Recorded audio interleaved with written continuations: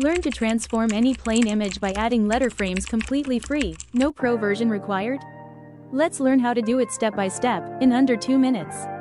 I'm starting with a leafy background image next. I add a green rectangle to set the base for my design and adjust its color to match the background. Now, to add letter frames, head to Elements and search for letter frames. You'll find capital and small letters, and the best part? They're all free. I grab my letters and arrange them one below the other to form my text. And yes, right here, I accidentally swapped the R and E, didn't notice at first, but I'll fix it later. Next, I copied my background image, then simply dragged and dropped it into each letter.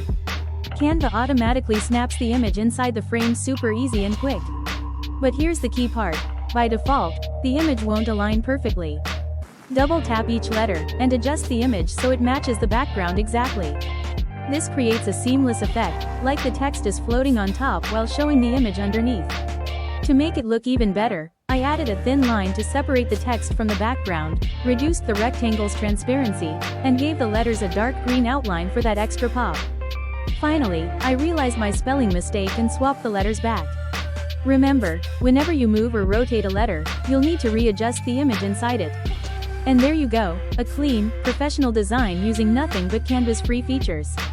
Try this technique with your own photos and text, and let me know how you'll use it in the comments below. Don't forget to like, subscribe, and check out my